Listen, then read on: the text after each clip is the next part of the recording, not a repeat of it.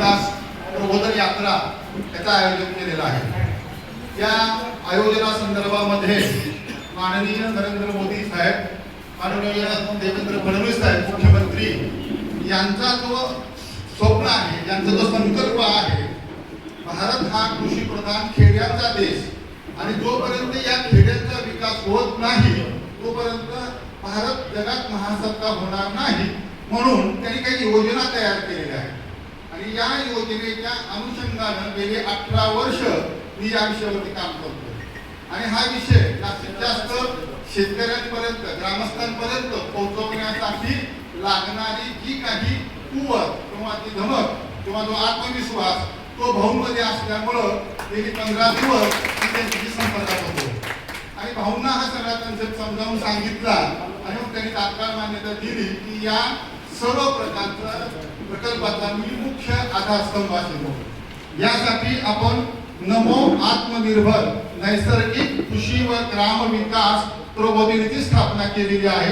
त्याचे आधारस्तंभ भाऊ आहेत, त्यानंतर मार्गदर्शक आमचे भाऊसाहेब आंधळकर आणि मी त्याचा संस्थापक आहे आणि इतर सगळी मंडळी आपण या पालखीचे भोई आहोत। ही पालखी आपल्याला ग्राम आणि कृषी विकासाच्या अंतर्गत एक थोडक्यात एकच विषय सांगतो तुम्हाला, फक्त 80,000 रुपये वार्षिक खर्चामध्ये किमान 35 टन द्राक्ष मी तुम्हाला पाहिजे त्या कोर्टामध्ये अग्रीमेंट करून काढून द्यायला तयार।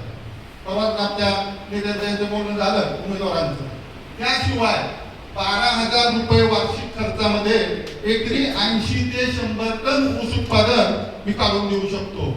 तर तुम्ही म्हणाल हे शक्य आहे का? तर हे प्रशस्ती पत्र आहे।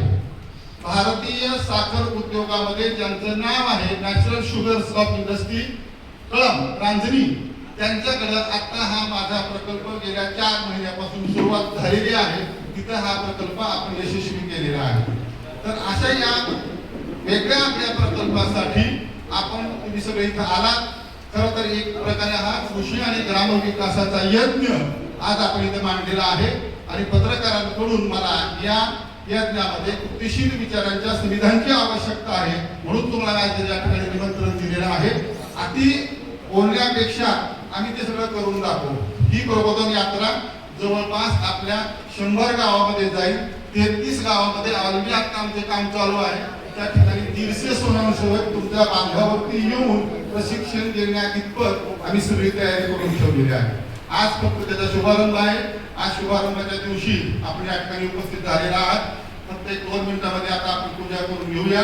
त्याचा शुभारंभ झालेलाच आहे। त्यानंतर पत्रकारांचे काही प्रश्न असतील ते विचारतील, अन्यथा भाऊ आपल्याला थोडंसं त्यांचे काही मनोगत व्यक्त करतील। माझी फक्त एकच इच्छा आहे की हे केलेलं 18-20 वर्षाचं काम तपश्चर्या आहे काही गोष्टीला। 1998 साली ज्यावेळेस इथं मंदिर बांधायचं ठरवलं त्यावेळेस कुणालाही वाटलं नव्हतं की याचं वटवृक्ष होईल, पण 24 वर्ष गेली त्याला। तसं ज्यालाही 18 वर्ष गेली मला सगळ्या एकंडा पाठीमागं, त्याचं प्रमाण तुम्हाला सांगतो। ही डायरी आहे, ह्या डायरीवरती लिहिले भाऊ 2014 ला इथे 7 दिवसाचं नैसर्गिक शिबिर घेतलं होतं आणि हाच अजेंडा आता सरकार राबवतोय। मला कधी कळलं होतं? 18 वर्षापूर्वी। हे बघा, म्हणजे 20 वर्ष याच्यामध्ये जातं। उमेश महाराज पुढे घेतात 2 मिनिटं द्या। यासाठी आम्ही नमो आत्मनिर्भर फार्मर प्रोड्युसर कंपनी स्थापन केलेली आहे। आमचे उमेश महाराज त्याचे अध्यक्ष आहेत। तर महाराजांना विनंती करतो की तुम्ही 1-2 शब्द बोला, आपण काय काम करतोय ते काय झाले। या आज कार्यक्रमानिमित्त उपस्थित असलेली आपल्या बार्शी तालुक्याचे कार्यसम्राट आमदार आदरणीय भाऊ, तसेच त्यांना आणि निकबीर साथ देणारे आपल्या भागाचे नेते आंधळकर साहेब, या संस्थेचे संस्थापक अध्यक्ष आमचे मार्गदर्शक नानासाहेब आणि उपस्थित सर्व शेतकरी बांधव, नेते मंडळी, सर्वांना रामकृष्ण हरी। आज या ठिकाणी साहेबांनी जो संकल्प हाती घेतलेला आहे, आम्ही बरीच वर्ष झालं साहेबाबरोबर काम करतोय आणि त्याच्यामधून उत्पन्नामध्ये खूप वाढ झालेली आहे आणि खर्चाची बचत झालेली आहे। हे सांगण्यापेक्षा प्रत्यक्षात अनुभव घेतलेले आम्ही शेतकरी आहोत. माझ्यासारखे असे हजारो शेतकरी साहेबांनी तयार केलेले आहेत. आणि ते आदरणीय आपले देशाचे पंतप्रधान मोदी साहेबांचं म्हणणंच आहे, शेतकरी हा आत्मनिर्भर झाला पाहिजे. आणि देश एका उन्नतीकडे सुरुवात आहे, वाटचाल एका उन्नतीच्या दिशेने आहे आणि सक्षम होऊ लागलेला आहे. म्हणजे भविष्यामध्ये आपल्या शेतकरी बांधवाला कुठल्याही प्रकारची अडचण येणार नाही. उत्पन्नात वाढ झाली, काय पाहिजे, फक्त शेतकऱ्याला उत्पन्न पाहिजे. आदरणीय फडणवीस साहेबांनी आपल्याला तर लाईट तर आता 24 तास देण्याचा संकल्पना झालाय. ग्रामीण भागामध्ये बऱ्याच ठिकाणी पाहतोय आपण, हे अनुभवाला आलेलं आहे. आणि एक सक्षम देश, सक्षम राष्ट्र आणि निस्वार्थ भावनेतून मंडळी मला हे सांगायचं आहे या ठिकाणी की देशाची उन्नती हा करा शेतकरी, हे ध्येय आपल्या या सरकारनं डोळ्यासमोर ठेवून त्यांनी संकल्प अनेक केले आणि त्या संकल्प करून त्या वचनपूर्तीकडे सध्या वाटचाल आहे. आणि हेच या माध्यमातून आपल्याला दिसतंय. आपल्या तालुक्याला ही पाहुणी पाहिलंच, एक एक एक एक निवडणुका ते आपल्या पत्रामध्ये यश पडतंय.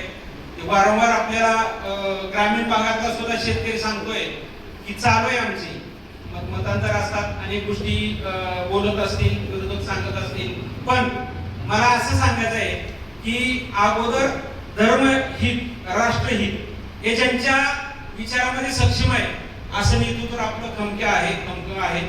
आणि तेच संकल्प आदरणीय आमचे नानासाहेब डोळ्यासमोर ठेवून कमी खर्चामध्ये चांगलं उत्पन्न देण्याचा संकल्प आहे. आम्ही आमच्या द्राक्ष बागेवरती याचा अवलंब केलाय, ज्वारीवरती केलाय, गव्हावरती केलाय, म्हणजे प्रत्येक पिकावरती केलाय.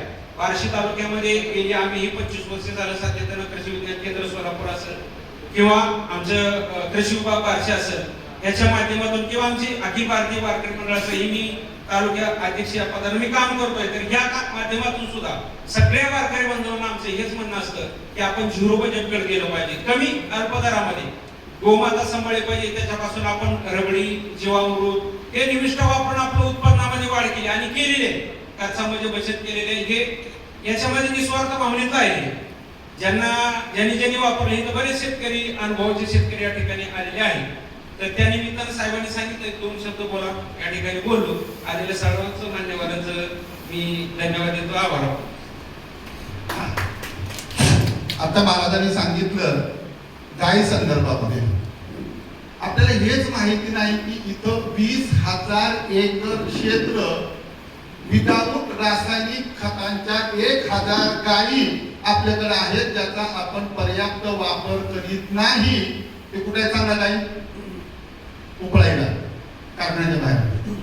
तर आता भाऊच्या माध्यमातून मोदी साहेब सांगतील की राजा भाऊनी 1,000 गायीच्या माध्यमातून 20,000 एकर क्षेत्र बिगर रासायनिक खताची शेती करून दाखवली. आणि याला म्हणायचा विकास. ओके.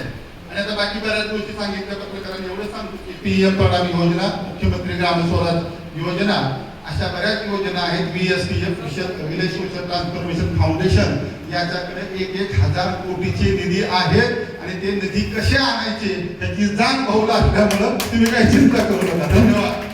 त्यानंतर फक्त 2 मिनिटात पूजा करून घेतो आम्ही आणि मग भाऊ मार्गदर्शन काही गोष्टी